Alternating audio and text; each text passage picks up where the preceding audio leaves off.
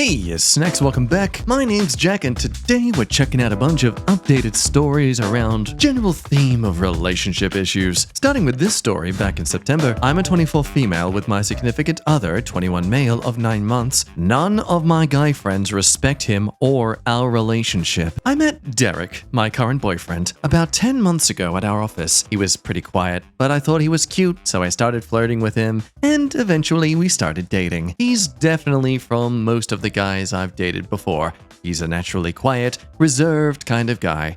While we first started dating, he seemed a little nervous, but once we got going, he warmed up. He's really funny, not in a entertain a group way, but he and I make each other laugh a whole lot. He's also a writer. He's a published author making royalties off of his book. He's thinking of quitting his job at our office to focus on writing. I think he's making a good amount of money. Not sure though. He moved in with me last month. I was in a sorority in college, and most of my current friends were my sisters, and my guy friends were in fraternities. Most of them date my friends, but a few of them are single. And one of them, Will, has had a crush on me since college. He would ask out every once in a while. I would let him down gently. Physically, he wasn't my type. He worked out all the time and just seemed too big to me. Like bulky or something. He handled it pretty well. I didn't feel uncomfortable around him or anything. Oh, I bet Opie shattered this man's world when he learned that more muscles doesn't mean more bickies.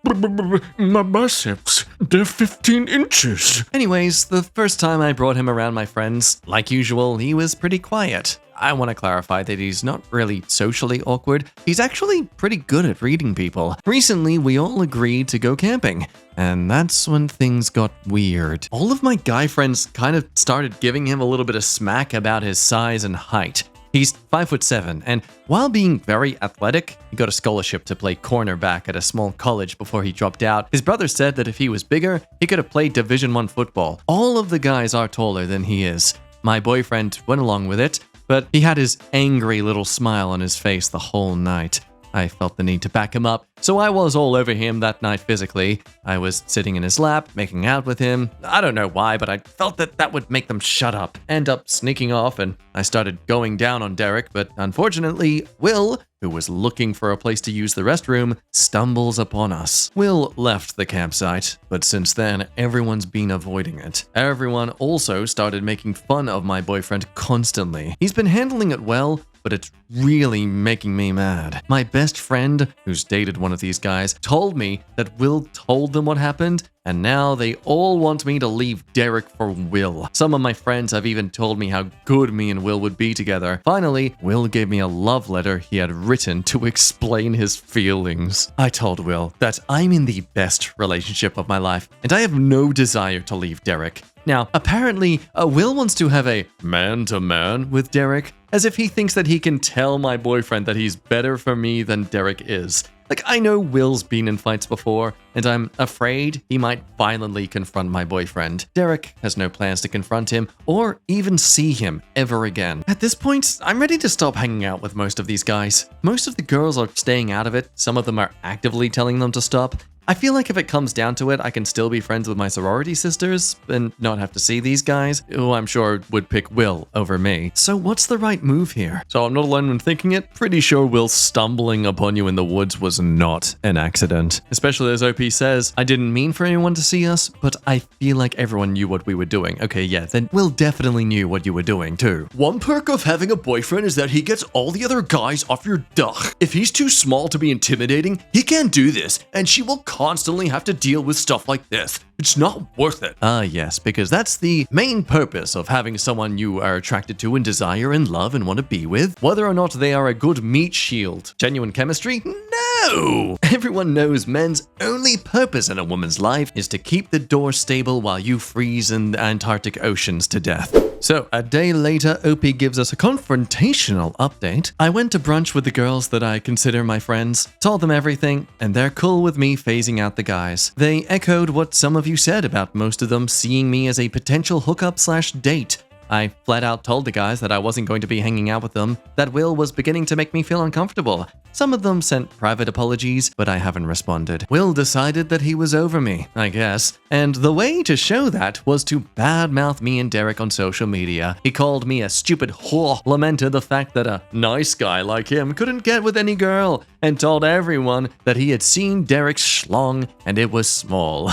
Derek asked for permission to insult him, and I gave it to him before we would delete everything and block him. Derek wrote this, when did you see my tiny schlong? Oh, that's right, when you walked in on us and left sobbing. Which he did. Anyways, we deleted everything, and at this point, all of the guys sent us apologies through text, Facebook, etc. for not realizing Will was an a-hole, for being mean, and for being unwelcoming. I still don't really feel like I want them in my life. Now me and Derek are great. I was a little stressed when Will started up, but Derek was laughing the whole time and made me feel a lot better about it. Calling her a stupid whore and lamenting the fact that a nice guy like him couldn't get with any girl. It's amazing how incredibly unaware of irony people can be. So yes, everyone absolutely loving Derek's response to this whole thing, and just how ridiculous she's being accused of being a whore for all of it. To which the OP responds, interestingly, you know what's weird? He doesn't even have a problem getting with girls. He's always had a girl to bring to things. If I'm a whore because I wouldn't sleep with him, I can't imagine what he thinks of the girls that do.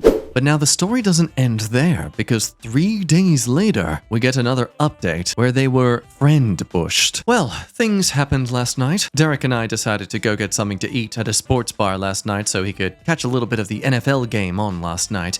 Not really thinking about it, we went to the place down the street. 5 minutes after we order, the whole gang comes barging in, minus Will and another guy. Derek asked if I wanted to go see them. I told him I'd rather not. After 15 minutes of us ignoring them and me realizing that they're being incredibly loud in a not too packed sports bar, 2 of the single guys, Peter and Kevin, who along with Will were the main instigators of all of it, as well as being 2 of the guys who talked about how they were going to hook up with me in the text conversation my good friend's boyfriend had shown her, and she showed me, they started mocking him again. So I snapped. I didn't yell, but I walked over there with my boyfriend and told both of them that I knew what they said about me, that it would never happen, that I never even considered it happening, and that I was done with them. I left them. Sally and Kate, my 2 best friends, as well as Kate's boyfriend Tom and Jack, who I always felt was a good guy, followed me and my boyfriend out to make sure I was okay and apologize. They all said that those guys were acting like a-holes and would rather be friends with me and my boyfriend. Derek and I thanked them,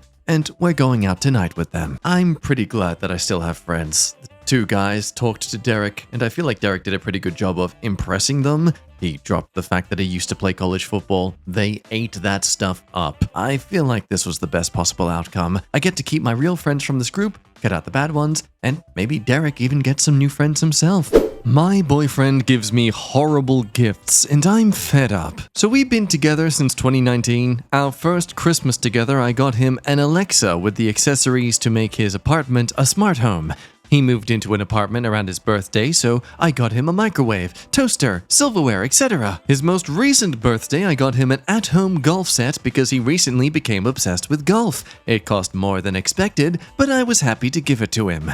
Our first Christmas together, he gave me a video game and the money he owed me. For my birthday, he got me another video game. My birthday and Christmas is coming up, same day. I bought him a signed Steelers football because that's his favorite NFL team. He just told me the gift he got me, and this might be dramatic, but I had to stop myself from crying. He went on a solo vacation earlier this year, and my birthday present is that he printed the pictures from his vacation and put it in a photo book. This is his gift to everyone, his mom, sister, brother, friends, and me. He mentioned it before, and I politely told him I did not want that gift. I actually told him I would hate it, and he laughed it off. I've been telling him since we started dating that I like jewelry and would love that as a gift. He tells me he hates going into jewelry stores, and more recently, a couple of days ago said, "You really have so much jewelry, why would I buy you more?" At this point, it feels disrespectful, and after finding out my gift today, I told him to just not get me anything. It literally feels like he doesn't care about me or my feelings. He calls me materialistic because I like to buy myself things, and I feel like if I tell him how I truly feel, he'll just call me materialistic some more, or maybe I am materialistic. Maybe this is a sweet and thoughtful gift, and I ruined it for him. So yes, immediately mortifying that his gift to you, his partner, is something that's generically given to everyone. Others say, the only way I can find this acceptable is if the solo vacationer is an acclaimed or otherwise very talented nature photographer creating a bookstore-worthy photography book. But even from someone with a legitimate profile picture based on what they're saying about themselves, I am an award-winning published underwater photographer, and I would be mortified to make a photo book of just my work for my family. For them, it comes across as just a silly hobby. Now, I'd like to try and offer some balanced opinions here, but how? Dude clearly doesn't listen to his own partner's wants and loves. I mean, look at that. Look at their username. Those things aren't expensive, man. That's not jewelry. Just get us some fruit, dude! But like, what a cop-out to accuse her of being materialistic when you, as a gift, give people things that are just about you. Like, it's one thing to give a gift that is like a silly portrait photo of yourself, like a little tiny photo frame, and it's just, it's clearly unflattering, it's dumb, it's an obvious gag. But oh man, no. You thought photos of you on vacation is what everyone out there, they just yearn to see. And oh my lord, to read this person's experience. I had this exact same conversation with an ex after I went over the top for Valentine's Day, spent weeks preparing gifts, crocheted a giant expensive blanket, bought decorations and personalized them to be about us, candlelit, homemade fancy dinner, wore an attractive dress and then lingerie, rose petals on the bed, etc. And he got me a few things from the dollar store. Things I don't even like. I wouldn't have even cared if he got something I liked from the dollar store. When I mentioned it the next day, he said, I was a gold digger or ungrateful, and Valentine's Day is about the woman spoiling the man and slipping sloppy 9000 his brains out. Then I realized this was his attitude towards our relationship. He put zero effort into almost everything. He didn't even know me after years together, or he did it on purpose to hurt me, and got upset about doing even the bare minimum for us. One of the many reasons I walked away. Guarantee that man was not making like more than a couple of K more than this partner's wage, and has the audacity to assume that Valentine's Day is like the man's day for the woman to reciprocate all that he provides for his woman. Gotta love those men who accuse women of being gatekeepers to smecks or treat it like a transaction, and yet then here they are here, literally treating it like it's some sort of transaction. Okay, so a week later we come to the update. How does OP tackle this subject to their totally not full of themselves boyfriend? Does she succeed in prying his lips away from the mirror just for a second? So my birthday party was on the 23rd, and he told me he'd be working the entire day. When I called him to check in, he said he got the day off and was going to spend it watching football with his friends. I reminded him about my party, and he said he hates going out and already promised his friend he'd watch football. I must have said, but it's my birthday in confusion like 10 times before he said, it's not your birthday, it's just your birthday party and I'm not coming. I told him that was okay, cause I was over it. I asked him how Christmas was going to work, and he told me he would stop by. He reminded me that he didn't get me anything because I didn't want his photo album, and he refuses to buy me jewelry. He then told me how much it hurts his feelings that I didn't want his photo book, and said, I've never met someone so inconsiderate. This is when we sort of started to argue. Honestly, good. You are entitled to at this point. I told him if the photo book came with something more heartfelt, then I'd appreciate it more. But I don't deserve the same gift being given to his coworker and his parents. I'm giving this gift to everyone that I love. Now, yes, I understand that, but you could have added a handwritten card or notes, literally anything. Also, yes, I said I liked jewelry, but if you saw literally anything that reminded you of me, I would have loved it. I just want to know you care or thought about me. Oh no, oh his response, oh jeez. He said, For my ex's birthday, I played her a song on the piano. I don't understand why you can't be that type of girl. I asked him how he would know if he's never done that for me. I didn't even know he could play the piano. My ex in high school played me the piano, and I thought it was the sweetest thing. If he played it for me, I would have loved it. I'm not sure why he decided to bring up exes. Because he thinks you'd be insecure about that. Because the insecure girls he dated in high school, he thinks that's just how a woman permanently be. They never develop a spine or any sense of self-worth. He told me I was just trying to make him feel guilty, which he will never do. His words, not mine. So we broke it off. After I broke it off, he said it's probably for the best because he's looking for someone he can buy a house and combine his money with. I reminded him that I'm the only one with savings and also make more than him. I asked for the golfing set back and told him he could keep all the other gifts. He asked why and is now ignoring me when I text asking for a time to meet up and get it. He said it was stupid that I wanted it back. Now look, I do feel a bit guilty when I see videos of people receiving horrible gifts and pretending to love it, so I don't know how to feel. I definitely could have sucked it up, but I guess it was time for us to go our separate ways. Good. I'll be honest, the only defense I see this guy having is that they're just so still underdeveloped in the prefrontal cortex, wherever the rational, mature development of the brain is. But if that's the case, my god, man, hurry it up already. The due date's 25. You are like more than 2 years behind. I, 36 male, set up 2 of my friends, female and male, both the same age. I found out today he has been catfishing me as his partner on her phone to check up on our friendship. So my friend and I stopped being friends briefly when she got married way too young to her boss. He ended up being incredibly abusive, controlling her life at every level, and over the 3 years they were together, he basically isolated her from all friends and family. We reconciled when she divorced him. Around this time, I attended university and met my now wife early on. We were assigned to the same floor in halls. We've been together for 17 years now, and she's become really close to Emily over the years.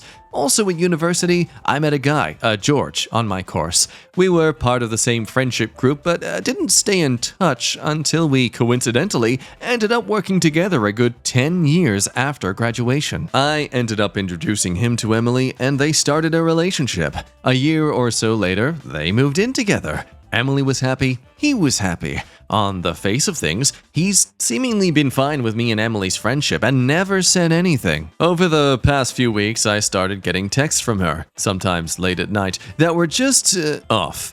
I was suspicious when she used a common British shortening of my full name rather than the traditional German version our respective fathers and she would always use, and when some overtly flirty, almost outright smexting occurred, I immediately shut it down, 100% sure it wasn't her. I basically called him out and asked if this was in fact George using her phone, and bluntly asked why he was trying to smext with me as his girlfriend. He never responded, but after explaining the situation to my wife, she went over to Emily's with my phone to see what was going on. I wasn't there for this, but she showed Emily our entire text history and what he had done. George came home and they confronted him. He first outright denied it and had the balls to accuse Emily of smexting me and trying to hide said cheating from my wife by saying he did it. Emily just left with my wife to come stay with us after this because there wasn't any reasoning with him. The morning after he called and begged her to come home, he was crying and threw himself at her feet, claiming he did it out of jealousy. He highlighted that she was in the habit of deleting our conversations, which drove him mad. An apparent choice she makes for all her texts with everyone, not just me, and he was always jealous of our friendship. He also found it hard to see me with her, and after he saw her saying stuff like how she loved me, again, siblings, not being able to read our texts drove him to basically go fishing to establish our relationship. The smexting was an attempt to bluntly see if it was something we, or more specifically I, would engage in. Now I'm not gonna lie, I kinda understand the method to his madness. I mean, really, if you saw your partner consistently deleting the text history they have with the person they are always telling you they love and they've felt really connected and close with for a lot of their life, I just feel like any sane person who sees that the other guy is super amazing or the other girl is super amazing, you couldn't help but get a bit suspicious. At this point, Emily asked for mine and my wife's opinion on this whole thing. I called bull on this being a mistake, something he was driven to by jealousy. He violated her privacy by going through her phone, risked our friendship by masquerading as her, risked my marriage by trying to bait me into smexting a friend, risked Emily and my wife's friendship by making it look like Emily was smexting me. Like, the entire thing was a cluster. I didn't outright say she should leave him, but I highlighted how dishonest this whole thing was. She eventually went back home and I didn't hear anything for a few days, but Emily eventually revealed to my wife that she had functionally forgiven him. My wife worked out from the conversation what had happened. He had basically flipped the script on me by playing into fears from her marriage. He described me as another controlling male trying to dictate who she had a relationship with. He encouraged her to make her own decision. Not bad advice in theory, but she had to ignore me because I didn't have her best interest at heart. I was controlling her, like her ex. My wife quietly pointed out he was in fact being like her ex, not me. He was driving a wedge between her and family. At this point, Emily just gave up. She said she couldn't win, couldn't decide between the man she loves and her brother, so screw it. Let's pretend it never happened. Okay, so that part before me of trying to understand and sort of sympathize with the guy, just pretend I never said it. Don't know what you're talking about. Doesn't exist. We haven't really spoken since. Apparently, part of forgetting this ever happened is also giving in to his worries about our friendship. Every time I try and bring it up, what he did, I've either been ignored and told to stay out of it. Honestly, this gets me mad, because that he's gotten exactly what he wanted. He's stopped us talking. I know I can't force her to break up with him, but it's seemingly a catch-22. I can't push her to make a decision about what he did, whilst he's got her convinced I'm controlling her. I rarely see George at work, and he's rightly kept the hell away from me. Now, I was tempted to bring my sister into this and tell them what happened. They love her like a sister too, and see if they can talk some sense into Emily, but that's somewhat manipulative too. So any advice here? Let sleeping dogs lie? Try and get her to deal with what he did rather than sweeping it under the rug? After a lot of comments, they come back with an update just under a week later. So I followed the general advice of just leaving the entire situation alone. I agree any interference from me or my family would be manipulative and controlling, albeit well-meaning. So I haven't really spoken to Emily since slightly before Christmas, but her mother contacted me a little after New Year to ask if I knew what was going on with her. Emily's cousins back in Germany had contacted her mother saying she had turned up on her doorstep, having flown in from the UK on the 4th, apparently breaking up with George. According to her mother, Emily had come back to our hometown for the holidays. She brought George, and at some point they ran into her ex-husband at the pub. For context, we grew up in a tiny village in the hell end of nowhere. There's literally nothing to our village but a pub, a post office, and a small supermarket. Her ex still lives where we grew up. So this is all information relayed to me via Emily's mother, but apparently at some point, George approached Emily's ex-husband and asked for some advice. George is familiar with the story of their relationship and knew how controlling he was and why they divorced. Now, somewhat to her ex-husband's credit, he apparently refused to answer any questions and quietly approached Emily's mother to relay what he had asked. Now, this is according to him, and George denies it, but he said George asked him how to handle me, the OP, in terms of my friendship with Emily. Now, I've had no idea what Emily's ex-husband's motivation was here, but they've been divorced for a decade now, and he hasn't contacted her in this time, so I'm inclined to believe it wasn't further attempts at interfering with her life. Maybe it was actually manipulation. Maybe in the decade since they've divorced, he's become a better man. Who knows? We're all inclined to believe that is what was asked, despite George denying it, because how else would her ex-husband know he had an issue with me recently?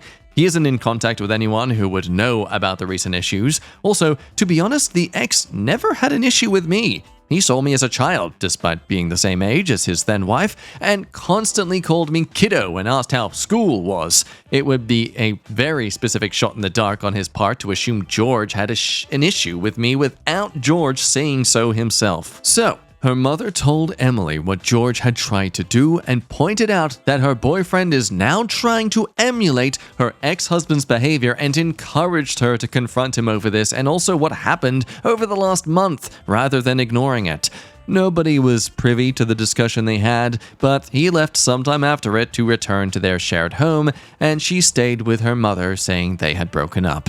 She stayed with her mother until the day after, where she, without any warning, left for Germany. The cousin she's staying with assures us she's relatively fine. She's just overwhelmed and embarrassed she let this happen again. She couldn't handle being where she might run into either ex, so staying with her mother was off table until she just ran somewhere far, but safe. Now, I still haven't spoken to Emily. I've sent her a message with some condolences and reassurance that she will always have a home here in the UK. I've decided to continue to give her space whilst making it clear I am there for her. She hasn't responded, but I assume this is just out of awkwardness over what happened and how technically George was once my friend.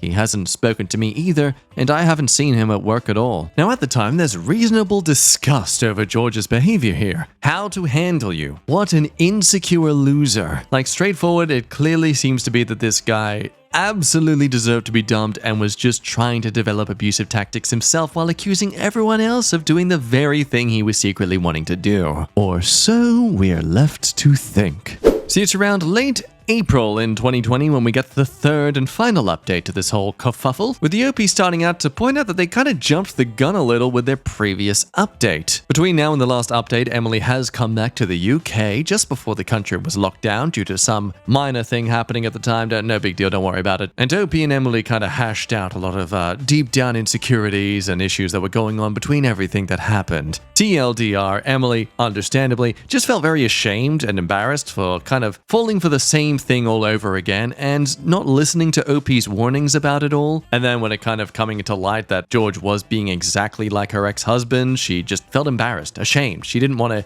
come crawling back to OP with a sense of, yep, you were right all along. That and OP and his partner being like a power couple in her eyes with this great independence and ability, she felt just really lackluster in comparison. She hated being around them for that. She didn't hate them, she just hated how she was in comparison. How all these years she's always had to rely on some other man, because at this point, OP's actually been paying for a lot of things with her. Holidays, tabs at bars or restaurants. And so basically at this point, they've agreed that he should back off a little, of which he's more than happy to do. He's just been unaware of how much this has been affecting her in a negative way despite him financially supporting her, and she's essentially trying to now pay things back off in time. Still gaining his assistance during this whole lockdown and, now being separated from her partner and no place to really live anymore, but still letting her have some sense of strong independence while still comfortably getting some support here and there from just a fellow friend. So good on her, good on him. Seems they really hashed things out as good close friends. But what about George? Well, as for George, he swears up and down he never asked the ex-husband to handle me. He claims he asked how to be fine with me. It wasn't seeking advice on how to deal with me, it was seeking advice how to be fine with me the way her ex-husband was. Could be true, who knows? It's irrelevant ultimately, though we recently found out George moved a girlfriend into the house him and Emily used to share, and here's the kicker, it's a longtime friend. So Emily is fairly certain he never cheated on her, but she out loud laughed when she found out he's romantically living together with a longtime friend 3 months after the breakup. The dude's insecurity was likely born of his own feelings for a friend. He was getting close with a girl he was friends with, so he projected that onto me and Emily. Now, there is a long edit just talking about more detail about Emily's situation and how he's been a part of it and supporting her throughout it all, etc. Because apparently people were really just digging into that to try and get some understanding of it all. I don't know why, but hey, look, you have your interests and things to pry into, you go for it, I guess. But yeah, it makes sense then why he was so intimidated by the OP, because he had strong feelings for a longtime friend himself and assumed that OP surely would as well. Because he is man too, he also has PP. And if me with PP think like this, then all with PP think like this. It has to be true. It's like how cheaters are always convinced the other person is cheating and is constantly calling them out and trying to catch them. Anyway, folks, we might end things there. Thank you always for watching. Hope you're drinking some water to keep hydrated. I'm definitely due some. In the meantime, love your face, and I'll see you next time. Bye-bye.